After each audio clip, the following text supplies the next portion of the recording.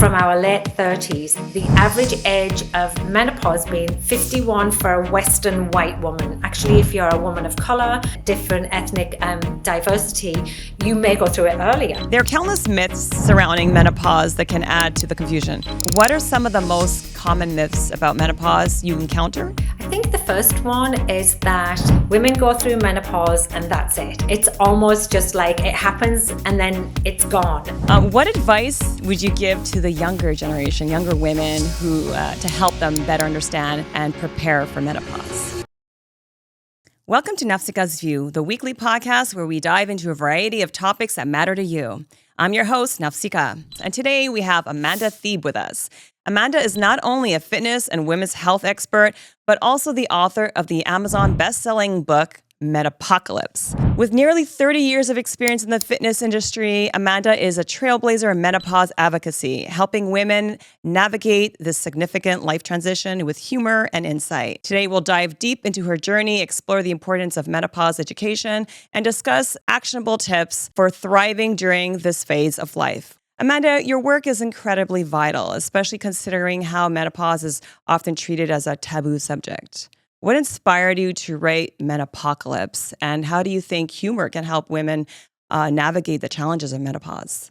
Well, I didn't have writing a book on menopause on my bingo card at all, but I ended up doing this based on personal experience and also a lack of awareness in my field of health and wellness and for the general population. And after, I think I've had about 35 years in this industry, and I pretty much understand human physiology, how it responds to nutrition and exercise. And I'd never been taught about menopause in any of my education. I just thought it was something you went through when you were older, you got a bit hot and bothered, and then you got on with things. But it was definitely for older women. It didn't feel like it was anything to do with me. And at 42, I started struggling with symptoms that actually felt like they impacted my quality of life. And I couldn't work out what was going on. And then 2 years spinning my wheels in the Canadian medical system, where actually doctors were very helpful, but nobody was joining any dots. They were all just saying, you don't look very well, because I don't wear sickness well. But we don't know what's going on. A gynecologist when I was 44, so this is 10 years ago now, turned around to me and said, I recognize that you probably are struggling with depression, you have migraine with aura, and this is part of going through perimenopause. So 10 years ago, I was like, never heard of the word perimenopause. And I think I said, what the F is perimenopause? Then was relieved that I didn't have a brain tumor because I'd already gone down this I'm dying path. But then I was just really frustrated, thinking, if I don't understand this, then chances are that other women don't. And I really wanted to understand what was happening. And so I reached out to many experts during this time. I'd sort of established a bit of a reputation as a trustworthy source on social media. So these people were happy to share information. And then I just realized that I needed to sort of pop this in a book. And so I did, like Your Best Mate's Guide to Menopause. But the thing is I realized all the books out there were either really heavily medical that were too hard to absorb, or maybe were a bit too flippant and a bit too derogatory. And so I wanted to find somewhere where you could have evidence-based science, but with a tiny bit of humor, because we remember things when we add a bit of levity to the situation. Right. And you bring up a good point. Like, I personally had never heard of perimenopause. Like, what is that? Like, it's been only a couple of years that I'm hearing more about it as, I'm getting a little older and getting to that phase. And we definitely didn't talk about it with my mother or her mother. It's not something that anyone was talking about. It was very hush-hush kind of. We were just aware of like maybe possible hot flashes and being moody. And that's all I ever knew about it. How does the physical fitness specifically influence the symptoms of menopause? And what are some exercises you recommend for women going through this transition? So it's really good that you talk about exercise as being part of the menopause experience, because it really is. But I think we also need to talk about what exercise can do and how it can sort of play an influence in your menopause journey. And, when I went through personally the perimenopause, I was as fit and as healthiest as I've ever been and still really struggled. It impacted my quality of life severely. And I was at a yoga conference once, doing a speaking gig, and I heard someone say, well, look at me, I'm not going to struggle with perimenopause. I'm just going to do it naturally because I'm into yoga. And I just felt like it sort of really missed the mark, or really didn't understand the depth of what really happens in perimenopause, knowing that this impacts us on a completely cellular level in all systems of our body. It's definitely going to be better to go through perimenopause with really good health markers. And I'll talk about that in a second. But there's a huge genetic component as well, and a cultural component, and even down to all of the socio-determinants of health, like economic status, like knowledge base, education. But the fact of the matter is, every single woman will have an individual experience, and we can be exactly the same in every respect, but then one might struggle and one might not. But what I will say, that exercise is absolutely vital, even teeny tiny bits of exercise when you can't be bothered because you're exhausted from perimenopause. Because we know that for longevity and moving forward into postmenopause, we really need to do everything we can from a lifestyle perspective to give us positive and really good preventative measures to mitigate the diseases and the ailments that ultimately are the problems for us in old age, things like cardiovascular disease, diabetes, Alzheimer's, etc. And so, and you asked the question, what's the best type of exercise, right? And so, exercise. So that I think you probably already realize this. I'm not sure if your listeners do, but there are exercise guidelines that really are based on evidence, and most people don't meet the exercise guidelines. The current recommendations are 2 strength training classes a week of 30 minutes. And that's like resistance training, something that actually helps us build and maintain our muscle mass and improves our bone health as well, which are 2 big risk factors going through menopause. And about 95% of people do not even meet those basic strength training requirements from the national recommendations. And the cardiovascular recommendations are between 75 minutes of vigorous exercise or 150 minutes of moderate exercise where your heart rate's, lifted and your heart's beating and you're out of breath, which works out at between 10 and 20 minutes a day of purposeful cardiovascular exercise. 80 to 85% of North America does not meet those recommendations. And so just for general overall health, it's really important to sort of say to people, we really need you to get your heart rate up to protect you. Cardiovascular disease is the biggest killer of women. But we also need strength training to become something that is intrinsic in your life and something that you're not afraid of, and something that can pretty much help you from a cellular level all through your body. It's not just about muscles.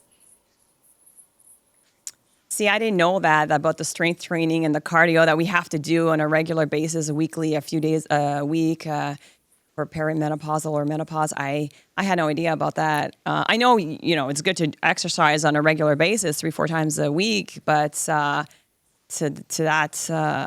that extent, like as I guess it's kind of something that you have to do to prepare yourself for this transition. And I'm assuming that what you eat also affects your how well you transition? Yes, and I might just say that the exercise guidelines are for everybody. These aren't just for perimenopause, but we know that when you go through perimenopause, our risk factor for sarcopenia, which is losing our basic muscle mass, and osteoporosis, the health of our bones, is impacted by the decline in estrogen. And so it's this preventative, proactive view of knowing in your late 30s, potentially you're going to be going through menopause, and you're in a menopause status for most of your adult life, because you go from perimenopause in our late 30s to postmenopause until the day we die. So we have this period of time where we really need to sort of bulletproof our body. And so exercise is probably the best thing that people can do, to give themselves a good chance of really being the healthiest we can be, moving through menopause into postmenopause. And then when it comes to diet, I mean, I don't know. Let's like pull back on that. You probably see as much as I do the diet industry, the supplement industry. They see perimenopausal and menopausal women coming a mile away. It's like a cash cow for them. And there are so many diets Yeah, I out was just gonna there, say. so many supplements promising the magic bullet. And they see us coming because women become vulnerable and their body changes. They maybe start storing belly fat and they don't recognize themselves. And so the diet industry is one of the worst industries, I think, out there when it comes to menopausal women. And it makes me mad, makes me really mad. But what we know from the nutrition science as we have it is that there are a few things that will be really helpful for everybody, but particularly as you get older and go through menopause. The best diet that's been studied is the Mediterranean and the DASH diet. Being of Greek origin, I'm sure you're very happy to hear that. Yes. And so an Hmm. abundance of fruit and vegetables to start with. We need to be more plant heavy, which is a really great thing for your Yeah. show. Most people just don't eat Yes. enough fiber, right? Your Hmm. fiber requirements increase as you age. And so really having an abundance of fruit and vegetables. And by the way, nobody ever got fat by eating too many bananas. I hate that idea that fruit has been vilified. And then looking for within the carbohydrate spectrum, some whole grains and starches, potatoes and rices and legumes are all just really great for the body. The primary source of energy in our body is glucose, and all of those elements provide glucose and energy for our body. And then the other thing to sort of be aware of is like looking for fruit and veg for micronutrients and for fiber is protein intake. Protein intake and Mm. requirements increase generally as you get older, but also through menopause because being able to hang on to and build muscle is something that's very important. And protein is the building blocks for that to happen. And that can be from plant sources or from animal sources. But it'll be probably plant sources for your audience, I would think. Yeah, I always like to, advocate for a plant-based diet, definitely. Well, you touched on a few things there because for fiber, where are you going to get your fiber? It's going to be from plants. So, and if we need more fiber, plant-based diet is probably the way to go. You also mentioned, I was actually curious, like for myself and a lot of women, I'm sure, because we hear things like we're gonna get belly fat, we're gonna lose our hair. It happens, it does happen, right? And some women, do I have to worry about supplements? I'm assuming that it depends on your body, your health, your markers. But what should women look for or worry about at this point when they're getting to this point, It's a actually? really great question. And I think you sort of answered it yourself because you said if there's maybe deficiency in their biomarkers, their health markers. And so a lot of the information I get with regard to supplementation does come from the medical consensus and the menopause societies. And so for somebody who might be at high risk of something like osteoporosis, and there are different risk categories, then obviously trying to find a calcium supplement would be helpful with vitamin D for absorption. Calcium might be something that is lacking in a vegan plant-based diet, and so that might be something that is easier just to take with supplementation. One of the things that I recommend just from a nutritionist standpoint is that find out if there are any true deficiencies first of all, because a lot of the time, if you're taking a bunch of Yeah. supplements, you might just be creating really expensive pee, and you might as well spend your money on like real food. Yes.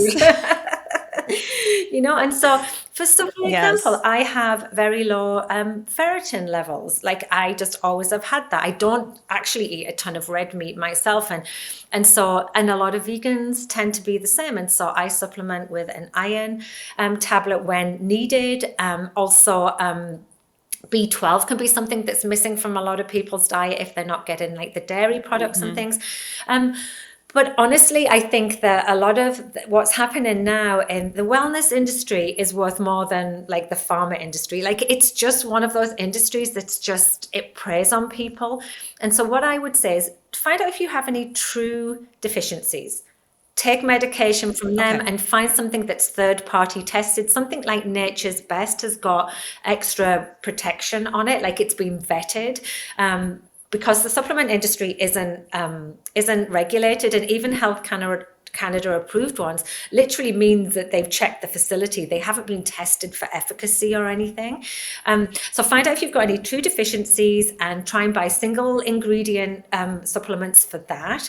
And be careful of proprietary supplements. And all that means is, for example, menopause, you go to a shop and it's like Menobalance and Menocleanse, and all of these different menopause supplements are usually a little bit of this and a little bit of that are mixed together with a little bit of mouse poo and sawdust, I don't know. And then you're taking them thinking you're doing all of these great things for your body. But there's no evidence to show that these supplements actually work. And so for me, if the supplement companies then run randomized controlled trials to test them, then you might have some evidence behind them. But really, I would just stay away from these expensive mixtures and then just take what you need if you can't get them from food. And then the last thing I would say is if you're curious about supplementation and you really think that there might be something missing, there's a website called examine.com, and I don't know if you're aware of it. It's an independent website, and what it does is it looks at individual ingredients and it trawls all of the data that's out there, all of the science. And for the user like me or you who want a high level, it will just say magnesium may help you go to sleep. It may help with restless leg syndrome. Magnesium glycinate is easier on your stomach. It's that type of thing that, you can go, okay, well, maybe I'll try that for a month or two. And then if it doesn't make any difference, I'll stop taking it. And so just be a bit more pragmatic about it and don't look for like a magic pill, because they don't exist, right? That's a good point. That's a good point. There's so many out there. When you go to the pharmacy, I haven't started actually really looking at them, but I when I'm walking by the aisle, you just see a whole thing about menopause supplements, right? But how about hormones? Like, what are your thoughts on the hormones? Like, so it's a really great question, and I think it's a question that we have to be talking about in menopause. I think that first of all, I would say that menopause seems to me these days to be like, if you're in menopause, you need hormones, and the conversation is just about that. Well, I think menopause is so much bigger. Menopause isn't just about the medication you might take, it's about your attitude going through it, the lifestyle interventions you look at to help support you, like good quality sleep and stress management, food and exercise. So to me, I think that I'd like it to be a broader conversation out there. But the medical consensus and the menopause societies are very clear that menopause hormone therapy, which used to be called HRT, hormone replacement therapy, which isn't a term used really anymore because we're not replacing hormones. It's a very, very low level, about 1/10 of the size of the birth control pill. So menopause hormone therapy is indicated for vasomotor symptoms, and vasomotor symptoms mean hot flashes, cold flashes, and night sweats, and insomnia because of that. Like a lot of women might stop falling asleep at night or wake up with hot flashes. If you have the genitourinary syndrome of menopause, which is literally everything below the belt gets dry and sore and irritated, and so it can help with that. And also if you're at high risk of osteoporosis. So that's the indicators for it. And that you would be a candidate to take it if you had those symptoms. And it also has other amber light type benefits. It might help with brain fog. It might help with aching joints. There are a number of different things it might help with. But the thing to remember is not every woman is a candidate for hormone therapy. There are contraindications because it's still a drug. And if you're previously had breast cancer or blood clots, you may not be able to take it. You have to speak to your healthcare provider. And then there are some people that try to take it and don't do well. They have really bad symptoms on it. And actually, that's me. I really needed something to give me relief because all of the stuff I was doing wasn't enough. And menopause hormone therapy made me spiral. It made me way worse than I was without it. I think you got migraines, right? It made my migraines worse. Migraines? It made my depression worse. And at one point, it almost brought on like a suicidal ideology. They just kept increasing the dose. And I remember being in the car with my kids and driving on the motorway going, I just can't live like this. I can't live like this. And I had my kids in the back, and the only reason why I was able to just, pull off to the side of the road. And I don't think I would have done anything, but I definitely got to the point where I was like, I can't keep living feeling as bad as I do. So, there's a spectrum of different options, but menopause hormone therapy, for me, in my opinion, should always be a conversation that you should be allowed to have with your doctor. And a lot of the times that's not happening. And I really feel for women. And if you can't take hormone therapy, there are other non-hormonal pharmaceuticals that are amazing, that can really help stop the suffering, because no woman should suffer. And so I just think that every woman should be able to go to her doctor and have an answer and be heard and be given some solutions. And we're a long way from that happening, unfortunately. Yeah. Switching gears now to the workplace. Your role as Canada's first menopause workplace educator is groundbreaking. It's fascinating to see how companies are beginning to recognize the importance of supporting their female employees through this phase. Can you share some of the most impactful responses you've received from companies after implementing menopause education programs? Yeah, it's a really great question. And I never thought that was a role I would be doing either. But I think just from building up a trust-based following on social media and then writing the book, people who have followed me for a while had started to say, could you come into my workplace and talk about menopause? And what was really interesting is that a lot of the work I did started from the ground up. It was women in the workplace that were like, I'm suffering and I don't know how to talk about this at work. And so they were the ones that were pushing forward. Now I'm getting more C-suite female executives saying, will you come in and do talks? So that's really good. I feel like the groundswell really worked, and it made, female executives go, it's actually okay for me to talk about this, because even though it's took decades and decades for women to smash that glass ceiling, I hate that analogy, but to get to higher levels within organizations, we need to talk about menopause in a way that doesn't diminish gains that we've made, right? So how we talk about menopause in the workplace really matters. And the difference I've seen is that what's happened when we talk about menopause as just another life phase and just another word, it means that it can be spoken out in the open, that women are able to go to their human resources or wellness groups and say, I'm struggling, I'm going to need some time off, I'm going to need a quieter work environment, or whatever accommodation is necessary, so that they remain productive, they don't take time off work, they don't leave work, because 1 in 10 women leave the workforce because of unmanaged menopause symptoms. And in Canada, it's costing the economic global market $3.5 billion for women leaving work because of unmanaged symptoms. And I understand from the Menopause Foundation of Canada, who collated the data, that that's a very conservative number.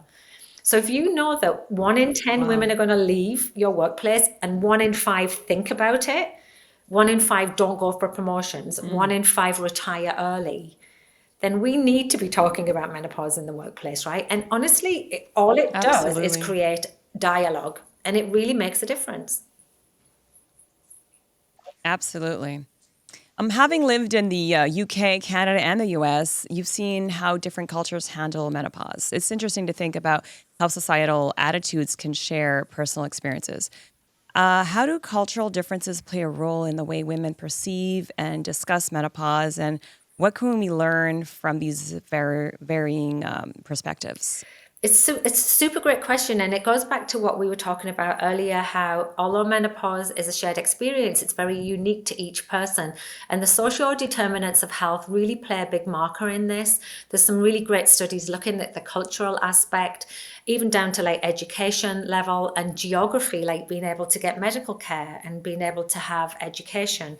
But it's also, when we look at this, it's different attitudes. So I think Western cultures really are the ones that are a step behind in this.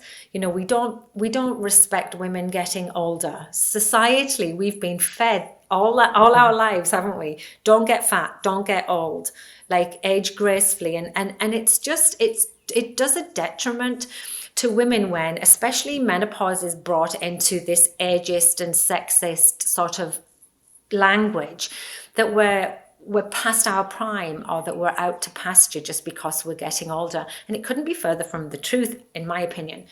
But I've worked with the First Nations a lot in Canada. I don't know how they found me, but I've done quite a lot of work with them now. And their culture is so respectful to women going through menopause and their elders and their aunties, and they listen and they tell stories and they revere and respect women as they get older. The same in the Eastern cultures, like in Thailand, it's called the Golden Age.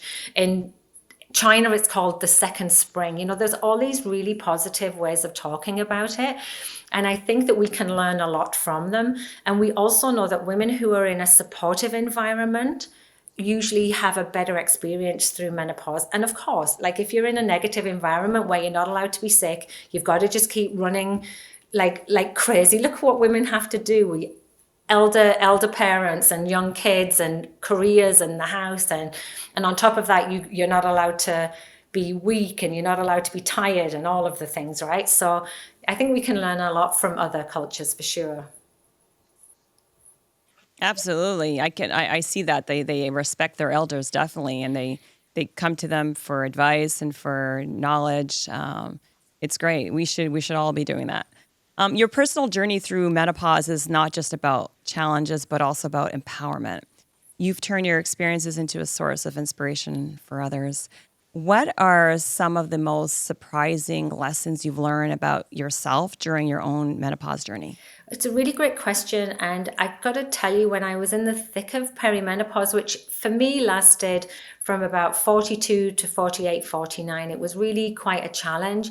I would remember like waking up in the morning and looking in the mirror and literally not recognizing the person in front of me. Like my eyes were dead. I had this like, I flatlined. I just didn't have the enthusiasm to get through the days. And I remember saying to myself, is it always going to be like this? Is this how the new Amanda is? And so, it took a while to have some hard conversations with myself. But, when I started to feel a little bit better and I really focused on self-care, which is something women don't do, putting myself first was one of the biggest things it was one of the biggest rewards. It was almost like putting your own oxygen mask on first, and nobody around you cares that you've took a bit of time for yourself, whether that's getting up earlier and having a coffee by yourself or going for a walk and, resetting for the day. Usually they benefit from you being in a better place. But what happened is, as I sort of went through perimenopause into menopause, which I've been in that since 48, so 6 years now, I really understood that there's a huge strength in going through something challenging. There's huge strength to be found in going through a change that, even if we accept it, can still be a bit of a shock to us. Our change in body and skin and hair and all of the things that we've spoken about.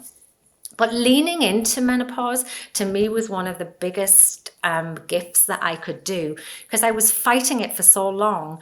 And then by leaning into it and embracing the fact that this was something that was inevitable and we were going to go through it. And when you go through it with knowledge, education and community and support, you can come out the other side feeling almost, I don't want to sound too cliched, but rebirthed and empowered. And when I speak to women in my community, of which there are many, these women are new careers, new marriages, new relationships. They're going for the promotions. They're doing adventurous things. They're skydiving. They're changing their body, and they're starting strength training. And it's just really empowering and inspirational for me to see that there's so much more life in us. And then I just finish by saying, and one of the things that I really dug into and I recommend people do is, I spent time in a psychological model looking at my values and my strengths. And when I was lost and I didn't know my way forward, by understanding what made me, like my values, which were, my family and my health and my family's health, all of those things. And then knowing what my strengths were, which were curiosity, good communication, it made it very easy for me to say no to a lot of things and yes to the things that really suited my personality and the values that I instilled inside of me. And life just became a whole lot clearer for me. And I think that that's what's happening. Women are having these light bulb moments and going, yeah, I'm going to say no more often. I'm not going to suffer fools more often. And I think it's a really powerful place to be. Yes, it's very empowering. Absolutely. I love it. There are countless myths surrounding menopause that can add to the confusion. You have a knack for debunking these misconceptions. What are some of the most common myths about menopause you encounter, and how do you address them? I think the first one is that we already sort of touched on it a little bit, that women go through menopause and that's it. It's almost just like it happens and then it's gone. And the thing that I think is really important and it's really good to embrace is the idea that you're in a menopausal state for most of your adult life. And it's really important to know that, because you can do things in your life, make choices in your life to support these different stages. So perimenopause, I think, is the one that really needs the most attention. And we sort of discussed that a little bit before, but we know that women can start to experience perimenopause from our late 30s, the average age of menopause being 51 for a Western white woman. Actually, if you're a woman of color, or a different ethnic diversity, you may go through it earlier. But perimenopause can last between 8 to 10 years. And so I think that's one of the things that women really need to know, that you don't just expect to go into menopause. Your hormones are going to decline and fluctuate for between 8 to 10 years, and that might cause you problems. And so being someone in their 30s thinking, oh, I don't need to think about menopause yet, I'm like, you do. You do actually. You need to sort of have the education, and we don't get the education, right? That's why shows like this are so important. So the first one is menopause isn't a one and done. It's most of your adult life. Yes, and actually, I always grew up thinking that, she's going through menopause now, she's done, she's good. But no, that's not the case. Yeah, and So women will say it's that to us it's in it's a conversation. whole. Oh, I've done menopause. I did menopause ages ago. And I'm like, but you're still in menopause, because when you go through the other side of menopause and you have these low levels of hormones, that's your body in a post-menopausal state. And you can be healthy and there's no reason why you can't have a fulfilled life after that. But there are risk factors associated with that. And so that's another myth, really, is that when you've gone through menopause, you can just forget about it, because low levels of estrogen in particular mean that you're at higher risk of diseases that ultimately are the ones that end up sort of killing us. Oh, it sounds really dreadful saying it that way, but you know I'm saying that with love. And things like cardiovascular disease. And 80% of cardiovascular disease can be mitigated or reduced by exercise. And so all I'm saying is, when you go through to postmenopause, start taking care of your health, because you can completely reverse or change those negative health markers. One of the other myths I think is really worth talking about is that you only have hot flashes and that's it. And what's really interesting is, and I think a lot of people don't realize this, is that there are estrogen receptors all over the body, like thousands of them. And so when you start to lose estrogen, it can impact every system in your body, including your brain. The brain actually changes shape and size and shuts off some of the neural pathways, the ones we would use for reproduction. And so women start to get, like I did, migraines, depression, brain fog, insomnia, but then things like joint pain, heart palpitations, poor gut health. I mean, it goes on and on and on. And one of the biggest symptoms that women experience that tends not to get better are genitourinary syndrome of menopause, which is when your vagina and vulva and also your bladder, the urinary tract, start to be impacted by low estrogen, which is protective and helps maintain sort of integrity. When that starts to decline, that actually doesn't get better. You tend to have to keep on top of it. It's progressive. And when women in their 60s and 70s start to get increased urinary tract infections, painful sex, dryness of the area, and even like tearing, oh, it's so painful, then you need to know that you proactively need to moisturize this and moisturize down there too. Like take care of everything. And Wow. so I don't Okay. think a lot of people realize that either. Nope. Definitely not. Most people don't know that. That's interesting. What advice would you give to the younger generation, younger women who to help them better understand and prepare for menopause? Well, I love this question, right? Because I said before, we are going to be the last generation to be having these type of conversations because Yep. as with pregnancy and puberty, it's important that menopause is just considered to be another phase of a female reproductive life. And in the schools, you learn about puberty and you learn about pregnancy. Of course, not everybody goes through that. And then you fall off this reproductive cliff. And so for me, the younger generation need to learn about this in school just so that they know it's to be expected. And then I would just love it that the shame and the stigma that you discussed earlier isn't there. And menopause is just another word. 54% of women in a recent survey said they still would never talk about it. It's so embarrassing for them. And I already have 2 teenage boys who know exactly what menopause is. And when they get married, they're both heterosexual or have children or have, aunties or whatever, they will know what's happening because it sort of impacts everyone. It impacts you, but it impacts those around you too. And when you have people that understand and allyship in the workplace, it makes the experience better for you. And so for the younger generation, learn. Knowledge is power. Be ready, be proactive, and hopefully you will also get the care you need from the medical community if and when you need it.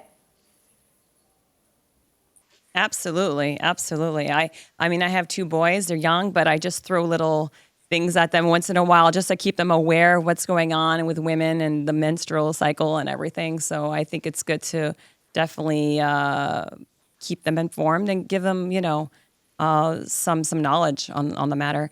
Thank you so much, Amanda, for sharing your wealth of knowledge and personal experiences with us today. Your insights are incredibly valuable, not just for women navigating menopause, but for anyone looking to understand this natural phase of life better. For our listeners, I highly recommend picking up Amanda's book, Menopocalypse, and following her on social media for more inspiring and practical tips. Remember, embracing menopause can lead to a thriving and fulfilling life. Thank you again. Thanks, Amanda, for coming on the show. Thank you so much. So well said. Thank you. And to our listeners, thank you for tuning into this episode of Nafsika's View. Remember to engage critically with the content you consume and join us next week for more discussions that inspire and inform. Until then, take care.